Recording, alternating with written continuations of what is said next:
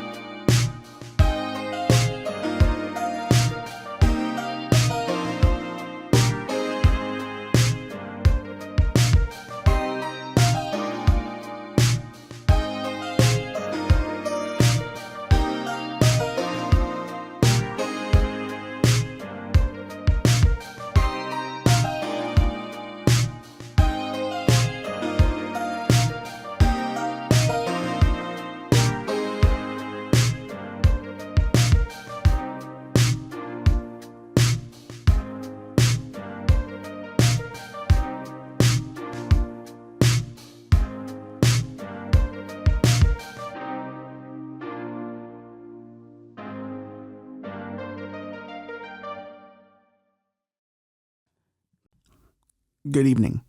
I'm Rafi Martinez, and this will end in darkness. We are back after 2 weeks away. We meant to just do 1 week. Then it became 2 weeks. WRKM's got a lot of programming changes this coming spring. We had back-to-back weekends of telethons. One for the senior citizens home, which I was really excited about. Wanted to be on that one. I like old people. Was not called upon to be on that one. I will accept that I'm maybe not the old person demographic. But there was one for ducks, and I thought, well, if there's a telethon for ducks, I can do a telethon for ducks. They did not think so. So I was kept out of that one as well. Me and Bobby have been highly aware of our stature or how we're respected here at WRKM, and we will get over it in about a week or two.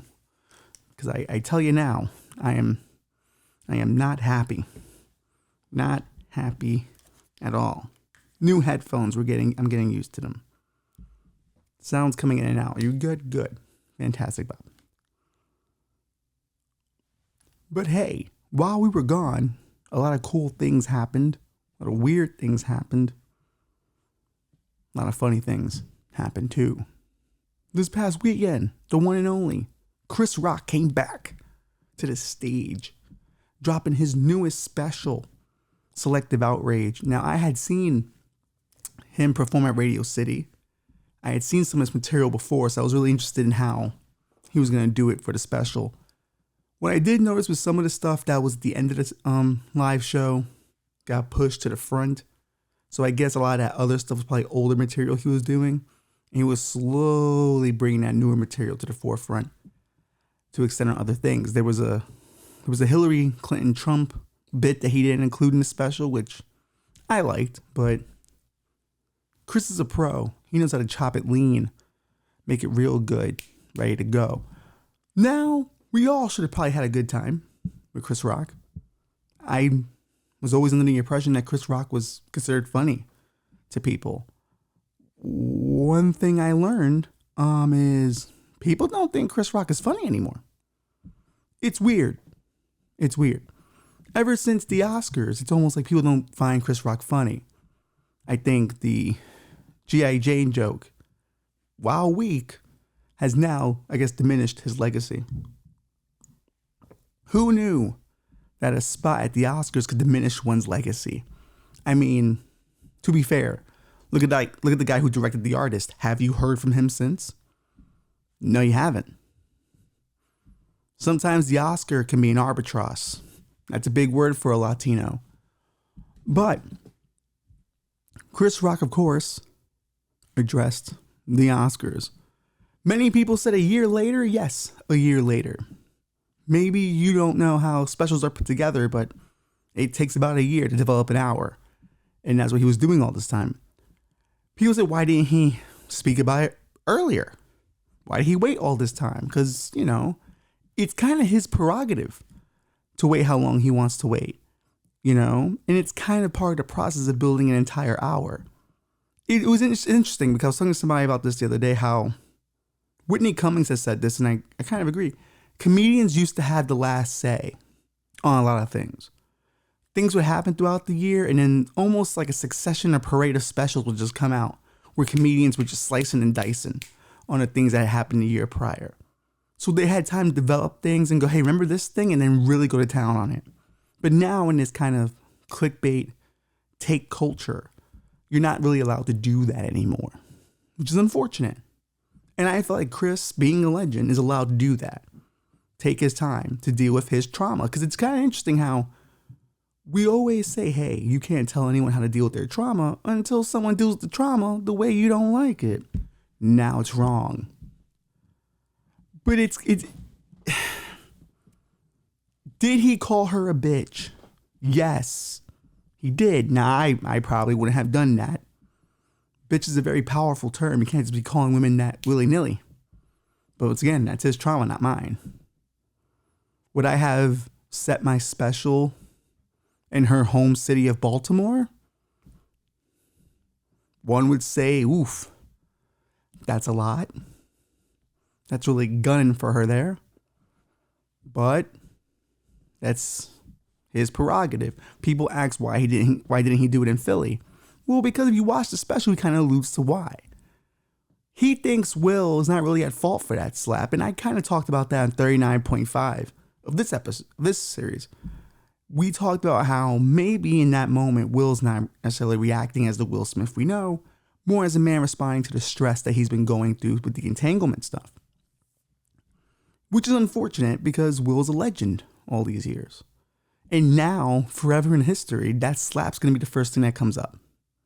Whether you want to admit that or not. Me personally, I don't judge him for the slap. I think everyone in this whole situation is a little bit wrong. But that is something that has now defined his legacy. And it will come up in future generations. It's probably, out of all his movies, it's probably the most watched thing he's ever done. That's the sad part. That slap was watched more times than Independence Day or Men in Black or Wild Wild West. I saw Wild Wild West in theaters. I liked it. Many people didn't. A mechanical spider is weird, not gonna lie. But, Selma Hayek's in it. And that's plenty reason to watch Wild Wild West. And like I said before, Will Smith was an empire in and of himself. He was the meal. He was everything. You didn't just cast Will because he was funny and had a fan base. He gave you a song. And that song was so good, everyone else wanted to be on that soundtrack so they could be rised up, Rising tide rises all boats. Will was in and of itself the brand. And now Will, in and of himself, hurt the brand with a little slap. It's kind of crazy how that happens almost. Now, do I want to see another Will Smith movie? Yes. Will I always laugh when I see him fight in movies now? Of course. Because I will remember one of his opponents was Chris Rock. It's kind of like watching a fighter, you respect. Or when I used to watch Floyd Mayweather fights. And I would go, he's fighting that guy? Really? Past his prime? Or that guy?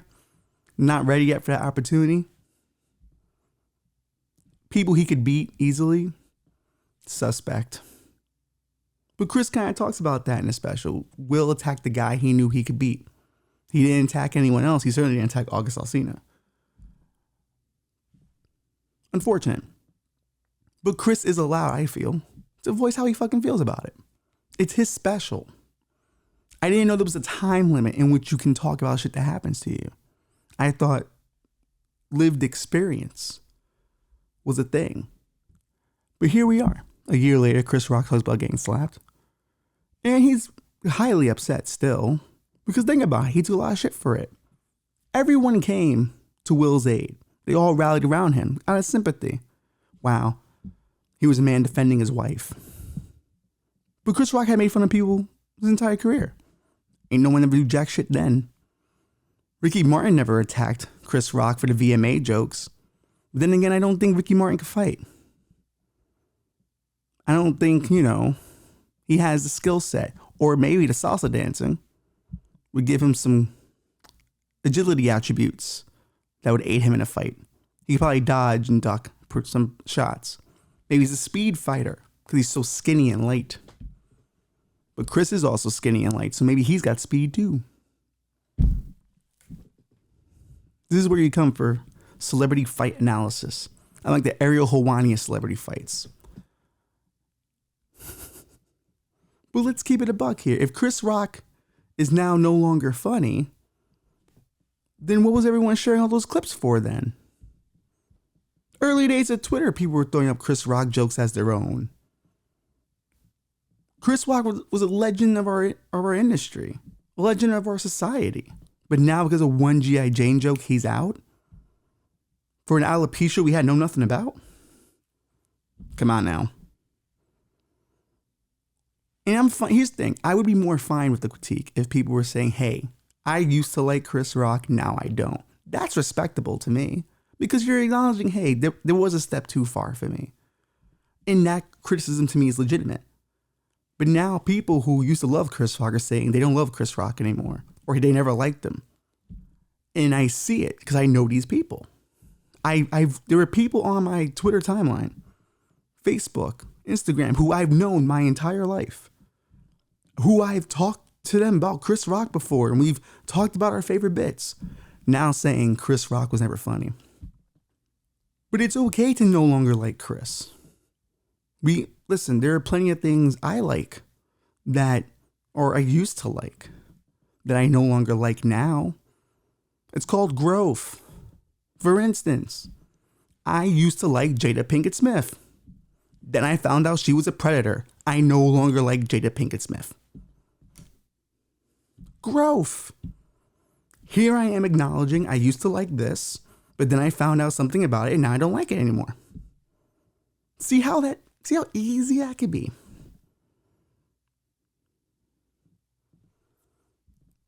And there was a lot of interesting commentary because, a Talking Funny clip came out again where Louis C.K. is saying the N-word and then Chris Rock kind of gives him a pass to say it. Which it never sat right with me. But I wasn't going to necessarily come at Chris for it. That's his prerogative. I could just easily not approve of that. And Jerry Seinfeld in that clip kind of, tells him yeah, I don't see the humor in the N-word and I don't seek it, which is fair. That's why I kind of liked that Talking Funny special because you had four guys who had a very different philosophy on comedy. Just going, hey, I like this, don't like that. And it was an agreement kind of thing. That's what you do. I do this over here. Fine. But then that kind of became that Chris is a sellout and only does comedy for racist white people, which to me, if Chris Rock is doing comedy for racist white people and they like it, then that means a racist white person liked Chris Rock, a black man's performance. So if anything, Chris Rock kind of solved racism. He's a hero and he should be treated as such. The selective outrage thing I've already seen, the title of this special, I've already seen it now become something people are tweeting. Republicans are picking it up, which is kind of cute because they're freaking out about everything. Heavens forbid someone wants to dress like a woman while they're a man and just say, hey, I no longer identify as a man. I am now a woman. It freaks them out. They're scared of a little dress up, And now they're getting rid of books from libraries. But hey, they're the free speech party, in case you didn't know. But that's kind of the problem when you're in a situation like Chris Rock, where you want to have the freedom to say what you want. You now get weird bedfellows like Tucker Carlson. Nothing against Tucker. I don't know Tucker personally. I knew Tucker when he wore the bow tie. See what's going on? See, 2 weeks off, this is what happens. You start flubbing your words. I remember the bow tie. I miss Tucker Carlson with the bow tie. He was like, Jimmy Olsen, but really weird. Him and Charlie Kirk, to me, might be related. Charlie Kirk also looks like the Balloon Man Airplane. Why do conservatives look so weird? It's like they're almost deformed. maybe that's what it is. You know, they're all kind of like, remember that movie Pumpkinhead? Yeah, the Pumpkinhead. Like he was like a disfigured kid. They threw him away, and then he became kind of like this fucking weird creature. Maybe that's what Republicans are. They're like pumpkin heads. Is that mean? Is that body shaming? Well, I mean, I don't think they'll care. They like free speech. So it should be fine with them. But I don't think Chris was wrong. I think Chris can say whatever he wants.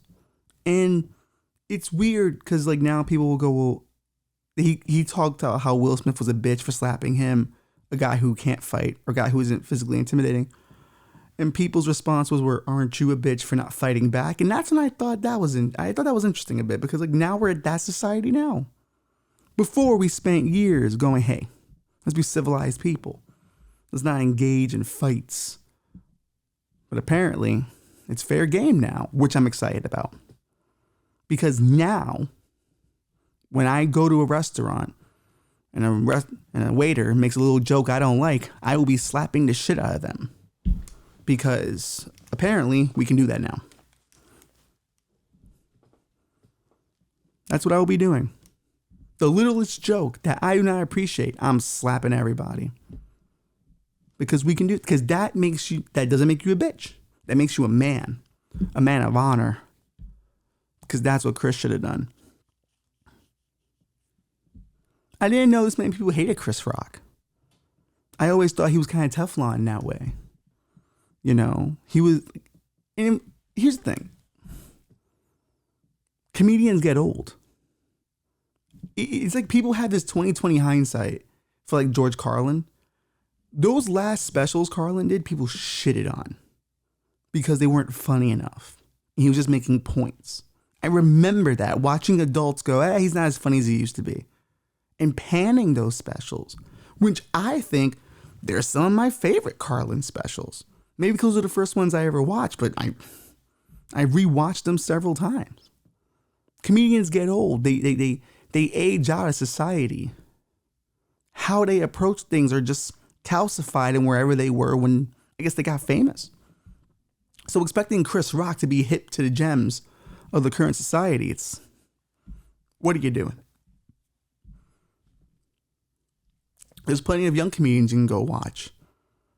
But then there was also this hate watch aspect of people who hate Chris Rock watching the special. And it's like, why are you wasting the Saturday night? You could be doing other things. I'm not a huge fan of Bert Kreischer. But I'm not going to hate watch his fucking specials. But I might see The Machine, though. I do want that movie to do well. We do need wacky comedies back. So maybe that will be the bridging of where me and Bert are. But I think, you know, it's very unfortunate, the whole situation. Because these three people should have never intersected with one another. Will Smith is a Greek god. A true beautiful man. A great man. He could walk on water to me.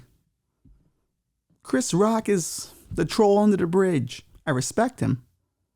And I respect the toll. I paid the toll. But he's no Greek god. He didn't inspire me the way Will Smith did. Because I too wanted to star in dope-ass blockbuster movies. And do cool songs about them. Yeah. Will Smith was the actor I always wanted to be. But I never worked out. So that was never going to happen. But a lot of people were just not pleased with Chris. And I just don't know what you want at this point. You know, I just feel, you can feel empathy for Will, but you can also understand where Chris Rock comes from.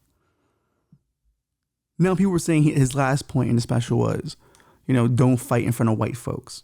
But then they said, well, you're calling a black woman a bitch in front of white folks. So how's that fair? And I'm like, okay, fair point. The problem is she's a predator. So bitch.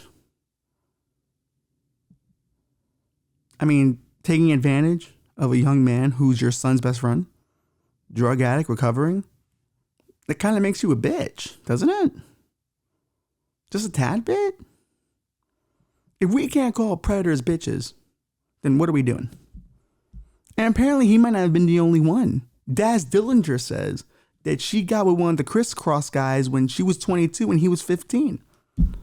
But remember, this is Jada we're talking about. So she's a very spiritual person. So maybe spirits don't see age.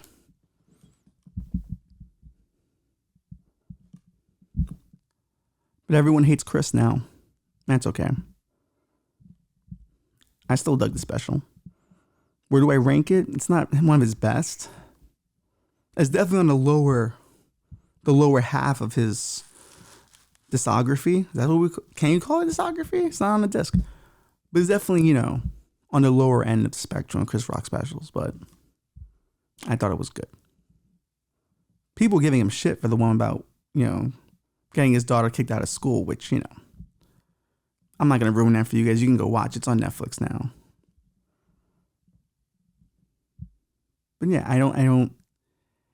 I honestly think that the comedy special may not be for younger audiences either, because I think a lot of people were watching the Chris Rock special going, when's he going to get to the Will and Jada stuff? And they didn't have patience for the setups of bits because he likes to do big chunks on big ideas. So I think they kind of got used to the Chris D'Elia style of jokes where it's bam, bam, bam. He's hitting you the entire time. Rapid fire, or the TikTok version of stand-up. Which is not wrong. I mean, it's a generational change, but I do think the comedy special will be 35 and up in the future. I just don't see young people really gravitating towards the special unless it's a half-hour special. I thought Akash Singh was really smart in that regard. He cut his special to be lean into what exactly you wanted it to be or what you needed. And that was really smart on his part. I think Earthquake did that on Netflix as well. Chappelle produced it. Earthquake is one of the all-time legends of stand-up. I remember watching clips of Earthquake as a kid. So it's beautiful to see him, have a special on Netflix. But he did a half hour, which was super smart because his material works better in that area. He's a real club comic, man. It's all about that, burst of hilarity. He's not trying to give you these wider philosophical thoughts the way I feel like some comedians do now, or at least used to in late 90s, 2000s. Now, I don't know. But maybe that's where the special goes. Maybe it goes to a much more leaner place, which I wouldn't mind. Brendan Schaub did a half hour.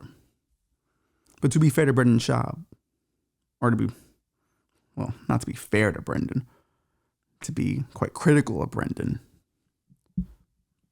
probably a half hour too long. How about you don't release it? That would have been a bit better. Or just release it on clips on Instagram. That's a special that could have just been reels, if we're being honest.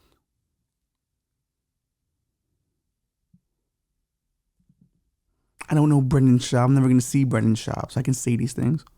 We'll never be famous, Bobby. Don't worry about it. You get nervous about this stuff. We're fine. Who's going to get us? Nobody. We're never going to make money off this. This is a passion project. To the day we die, or the day I blow my fucking brains out. We'll figure out which one that will be. Tell you now, blow my brains out will be the first one. Another person Chris Rock made fun of was Meghan Markle. And we make fun of Meghan Markle quite a lot here. Mainly because, she kind of went into that whole royal family thing a bit naively, one could argue. But hey, she had a rough go of it, and now her and Harry are out. And I always told people, hey, I don't mind a good grift. He's got his book out. She's got a podcast, which, listen to an episode. She's not interesting. Oh, man. She makes her guests who are interesting, uninteresting. It's kind of bizarre how someone can have no personality and suck the personality out of someone else. It's pretty great. She was always pretty bad on Suits, never really good on Suits. So I wasn't surprised she was terrible at podcasting. I remember I saw a clip of Prince Harry talking to Bob Iger going, she does voiceovers. Meghan can do voiceovers, and Bob is just like, yeah, that's great. That's great, man. Yeah. So you'll consider her, won't you? maybe, maybe, I don't know. I don't want to commit, but we'll see what we can do. I love the Hollywood. We'll see what we can do, because you know what the answer is. But it gives you a little bit of hope. You'll see what you can do. I don't know what she would narrate. You know what they could do? Remember that Princess and the Frog? Maybe she could narrate that. I mean, listen. Diversity princess, diversity duchess. Put it all together, we got money. See? I'm trying to help Meghan. I don't just make fun of her. I try to help her in certain situations. And I just expect, a producer's credit on that now. Because I came up with that idea. And I'm not even asking for a lot of money on the producer's credit. Just, 20,000. 20,000, I can do some damage. I can actually relieve a lot of my problems with just 20,000. And then once you have a producer's credit, you can just bring that up whenever.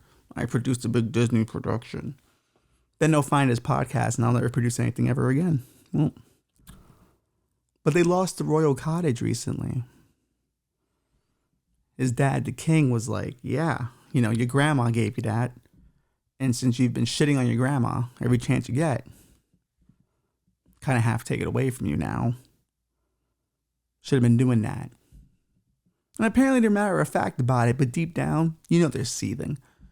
Who wants to give up real estate in this market? Nobody. It's the cottage. It's the royal cottage. I would love to have a royal cottage. And I've made it very clear I would do a lot of things again to the royal family. Okay? Granted, I'm aware the royal family has some racial issues, but I have a firm belief that if an institution is older than 150 years old, you have to let it be racist. You have to. You have to. And I say this as a Puerto Rican, you have to let it happen. You have to. They've managed to be racist for that long. The Ku Klux Klan is losing members every year. They're getting smaller and smaller. Come on now. We're winning the war on racism. You gotta let them have a little bit. Just a tad bit. Now, one would say, well, Ralph, America's 270 years old. Would you say racism should stick around for that? Well, no. Not for governments. Not for things that can actually make laws, but other institutions, secret societies and all that, that'd be racist. It's grandfathered in. You gotta have some grandfathered in racism. If you get rid of racism, where are all the jokes gonna go? We're gonna have to bring it back at some point. The royal family has been dedicated to a white lineage. Who am I to say they shouldn't? Who am I to tell them no go? They put the work in. If I had a Puerto Rican royal family, you bet your ass I'm keeping it Puerto Rican. Do you know how fucking diluted Taino blood is? I have 16% of it in me. And my kid's gonna have even less. You gotta protect the royal bloodline.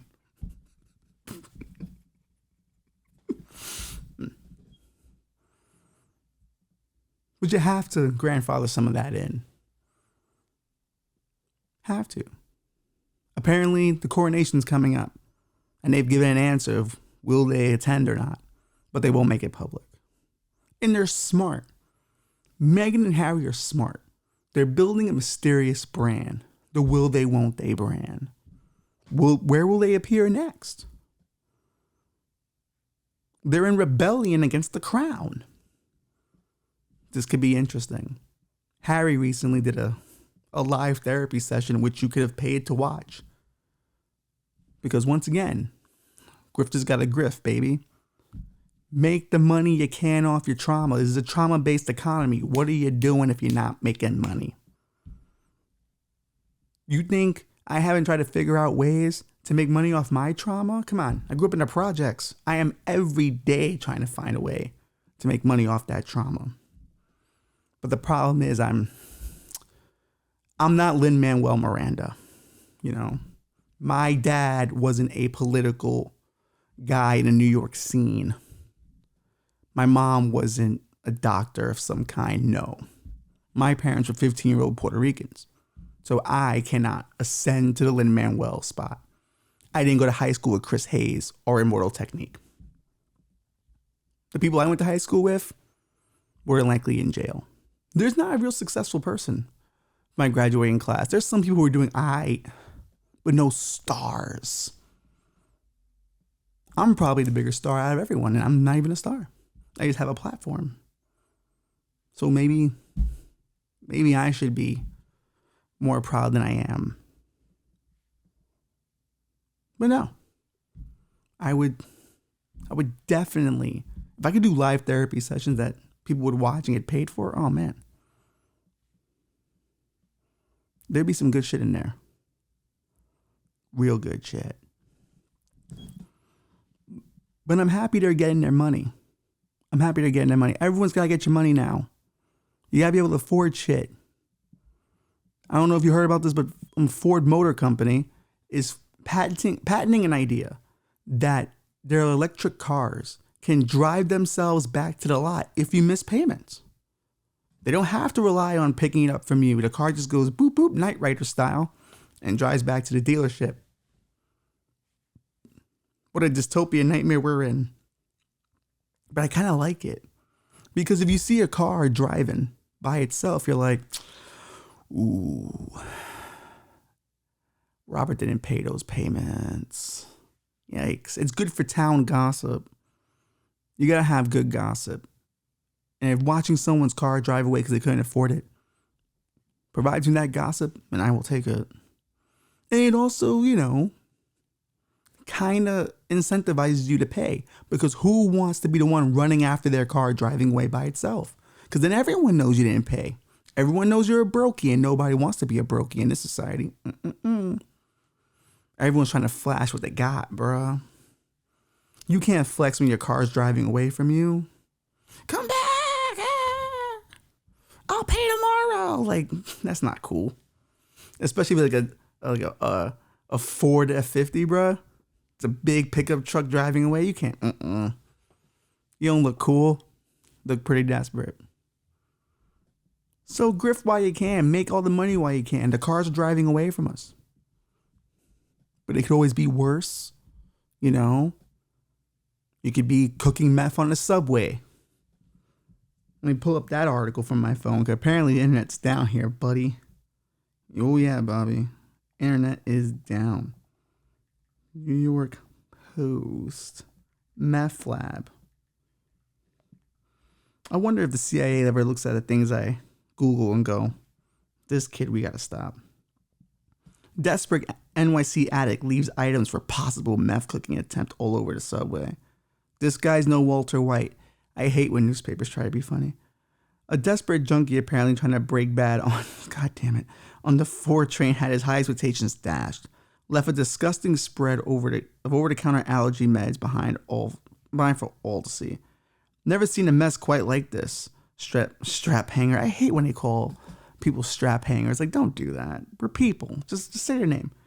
Carolyn Krappel, 58, posted images last week of what appeared to be a botched rolling meth lab at the Woodlawn station in the Bronx. I'm not surprised by that. People in the northern Bronx and the Lawn are on meth. They've been on meth for quite some time. I used to hang out there in the early 2000s. And let me tell you, meth, heroin, shrooms, they were on it. And it's kind of nice too, because Woodlawn has like some houses that have really nice backyards. So being high on heroin in that kind of backyard is a very serene experience. The scene turns out to be more Breaking Sad. Oh, fuck me. New York Post stop. Based on the pill's packaging, the cornucopia of smashed Claritin. I take Claritin. Zyrtec. I've taken Zyrtec. And Allegra pills. I've never taken Allegra. Left behind all lacked the chemical this is a bigger word. This is too big for a Latino. A key ingredient in making meth. Let's just try it. Pseudoephedrine? Yeah, what Latinos saying pseudoephedrine.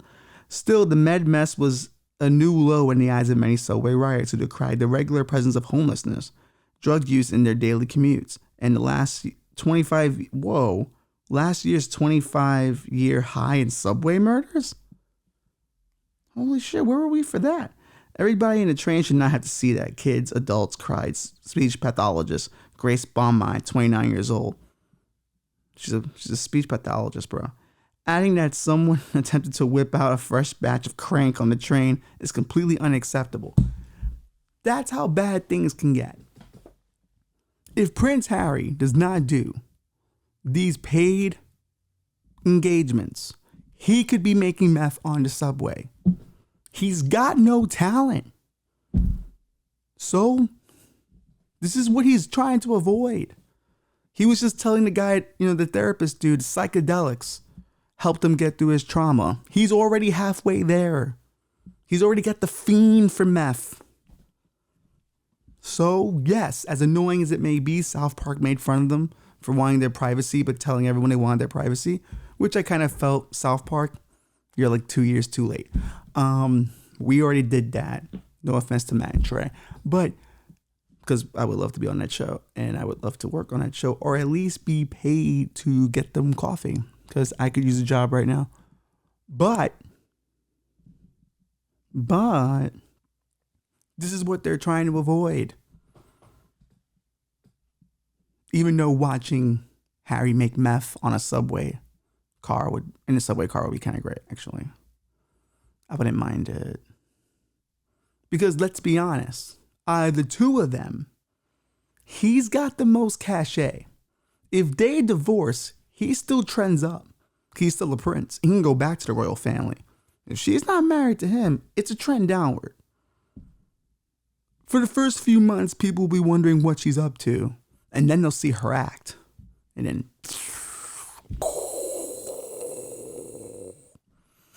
Oppenheimer status. This table's getting more and more wobbly. Maybe it's time for a new one. Maybe this whole show is falling apart. I like that it is. It's falling apart like my dreams and my spirit. But in the end, this is what we're all trying to avoid. Making meth on the subway. Or having our cars drive away from us. Get a job anywhere you can. In Japan, you can actually rent someone. You can legitimately rent someone. And they just come to your house and just hang out. They don't do anything. They just chill. Which, that's fucking lonely ass shit. But hey, that's a job I could do. If they, apparently you have to tell them to be quiet and stuff like that. Some people just don't even want you to talk to them. They just want you to hang out with them. Well, I won't be able to do that. I'm going to want to show off some memes. But I could do that job. Just come into someone's house and hang out with them. I can give advice. I can be a cool friend to a rich person. See, that's the kind of trafficking I want to be involved in. Friendship trafficking. I don't mind being trafficked to billionaires if I'm just their friend and hanging out with them. I don't want to do any of the sexual stuff. That's weird. Sex trafficking is terrible, but friendship trafficking? I don't know. I can get into that. Depends on what I'm getting paid. Like per hangout, I like to get about $5,000 because I think I bring a lot to a friendship. Interesting news stories, cool jokes. I could bring a bottle of Jack Daniels. I'm a great drinking buddy. I'll affirm anything you tell me. What? Your girlfriend's a bitch? Terrible woman. You're right. Don't worry. Of course you cheated on her. That's fine. I'm that kind of friend. I can do that for you. It's okay. It's her fault. She made you angry that one time about the dinner. She didn't cook the food right. You have every right to cheat on her. See, I can be a good billionaire friend. Now, if I saw anything suspicious, like the Epstein Island stuff, no. I can't be a good friend then, for being fair. But that's probably where I would get killed. You don't want to end up on the Clinton kill list. But it is kind of my dream to end up on the Clinton kill list, to be honest with you. I would love nothing more.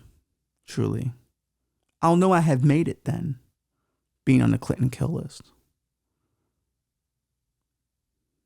Some solid people were possibly, allegedly, maybe, kind of, sort of killed by the Clintons.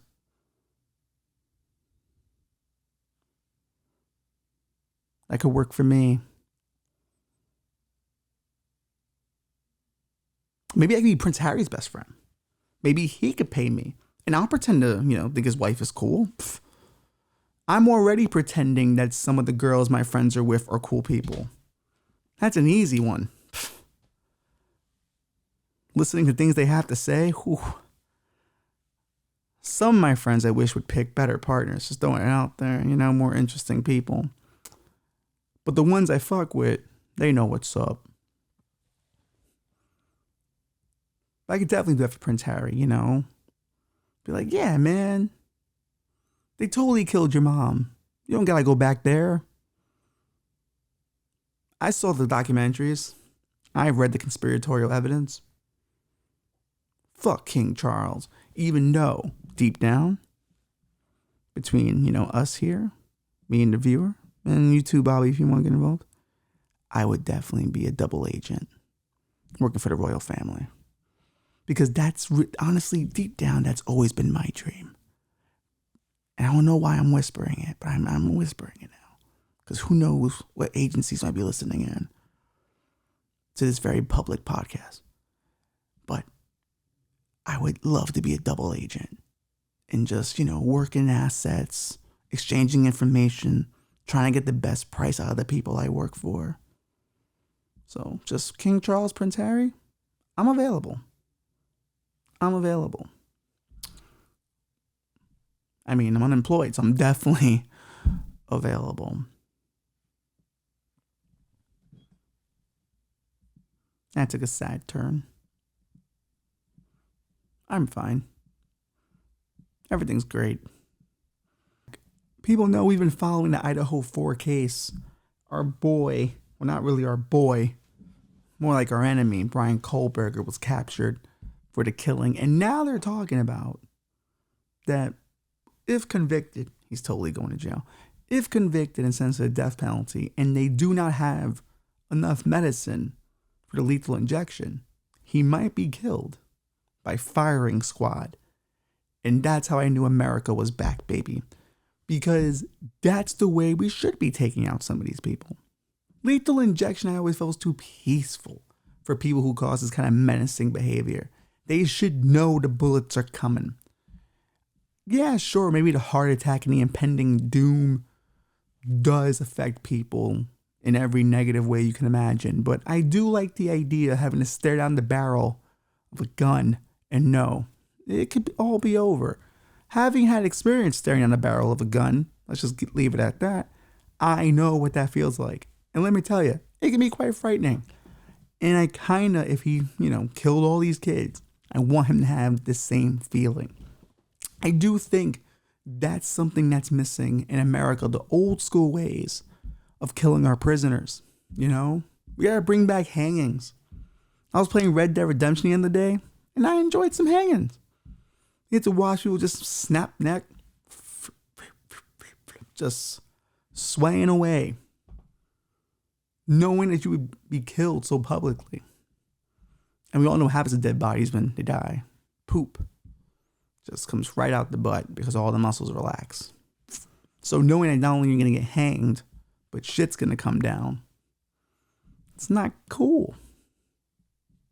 Maybe we bring the public execution. But a firing squad, I'm into it, man. I'm into it. And I think, truthfully, maybe the prisoner, to be fair, should pick the weapons in which the firing squad uses. They cannot be non-lethal weapons, of course. They have to be lethal. Maybe someone wants to be shot with a 17th century pistol. That could be classy. That could be elegant. Bring us back to the old days of law when lawyers used to duel. That could be cool.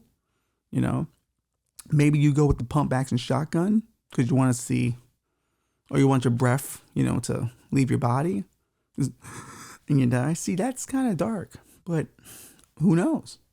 Maybe some people always wanted to go out like Scarface and just none machine gun fire. Those options should be available. How would I go out? Revolutionary War cannon. I would want a cannonball right to the body. Just so, people have to aim, light the fuse, and I just watch it come right towards me. And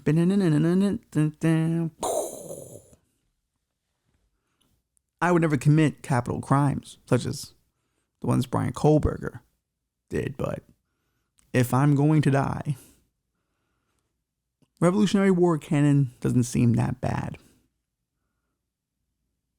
It would be a terrible, terrible cleanup. But I kind of do want my death to inconvenience people if it can. That's kind of the cool part about dying. It does inconvenience a lot of people. They have to take time out of their day to go to your funeral and stuff. I like it. They have to get dressed up nice too. The more inconvenience my death can bring people, the better. That's what I like. Don't look at me like that, Bobby. Come on, think about it, right? Think about it. How many funerals have you attended that you actually wanted to be at? That you actually cared about the person in the box? Me? Maybe 8. And that's out of a lot of people, because I know a lot of people have passed away. 8. It's not... Some funerals can be fun because there's fun characters there, and you exchange stories and jokes and you go outside and have a little drink because you're all mourning. But then there are other funerals that are just depressing. I would hope my funeral wouldn't be depressing. I would hope there'd be some banter. I would like a roast if I can get one. I like to have a pre-recorded message too, to roast any potential roastees or roasters. That could be fun. I think everyone should think about how they want to die if they have a choice. Because I think choosing how you want to die kind of says a lot about you. Me, if it's not, cannon fire, I kind of want to go out fighting for every minute of life. I want a prolonged battle with something because I want every minute I can get. And I want my obituary to read, after a long fight with insert disease, Ralph punked out like a bitch and died. He was down for the count. Whoop. 10 count, TKO.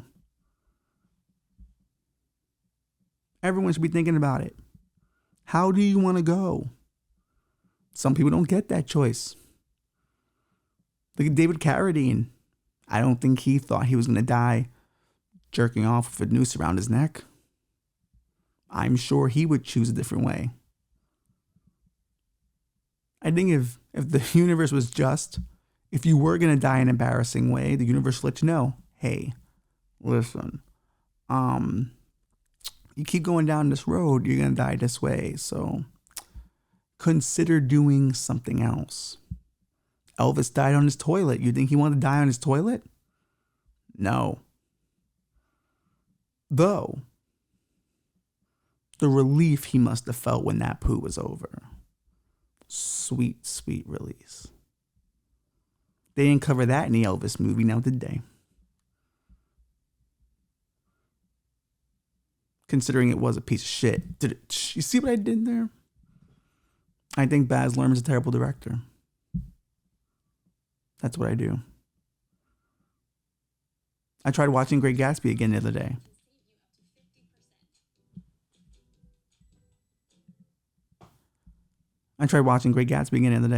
No good. No good.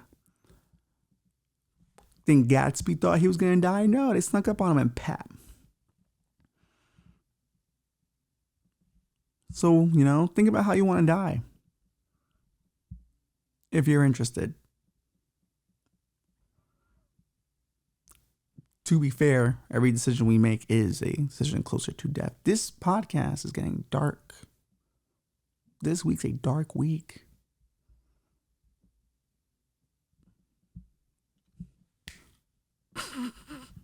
Let's hit him with the thumbs up.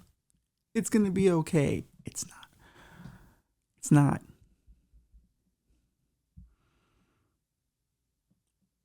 Jackson Mahomes better start thinking about it. Patrick Mahomes' brother, TikTok star, recently was drunk at a restaurant, caused him trouble, then sexually assaulted the owner. Patrick Mahomes had this problem for a long time. His brother Jackson embarrasses him every chance he gets. He's always on the field before the game, TikToking, and after the game, TikToking. At the Super Bowl parades, TikToking. And to be fair, it's his brother. So of course you want to share your success with your brother. But this kid's annoying. And finally, he's lost his shit. He's committed sexual assault on camera, mind you. She's got security cam footage, so we can't deny it's him. But I was waiting for it to get to this place because Patrick Mahomes, if he's a good brother and is a big fan of Steinbeck, he's going to have the amount of mice and men this situation. That's what I would do if he was my brother. And keep in mind, I love my brothers. Very loyal to them. Would do anything for them. But if they cause me this much grief, it would be very easy to sit them down, have them look at the sunset, and just go, think about TikToks, Jackson. Just think about TikToks. You like TikTok? Oh, I love TikToks, Patrick. I love doing my dances. Oh, man. I just think about all my followers. Close your eyes, Patrick. Think about your followers. Oh, 1.1 million of my TikTok followers. Everybody loves me, right? They all love you, Jackson. They all love you. They all love you, buddy. Oh, Patrick, you're my favorite man. You always have my back. Thank you for getting famous so I can become famous. No problem, buddy. Now, one less problem for Patrick Mahomes so he can focus on getting another Super Bowl ring. I don't make the rules. I just play by them. But maybe it's time. Maybe it's time to put down his TikTok brother. I don't think he should do it. But it's certainly an option. Before YouTube comes down on us saying I want him to kill his brother. I'm just suggesting it's an option. You can't think out loud anymore.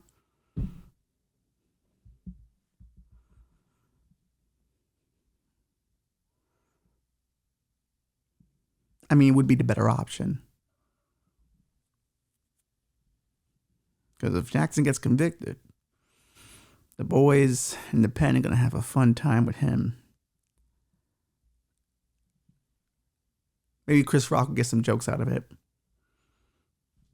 Prince Harry should pay attention. You can end up here. Okay?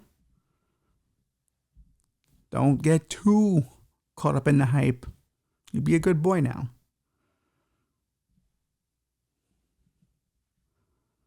Brian Kohlberger wasn't a good boy. What happened to him? Then again, what the hell do I know? I don't know anything. It's the guy with the microphone. But I think you at home might know how this one is going to end.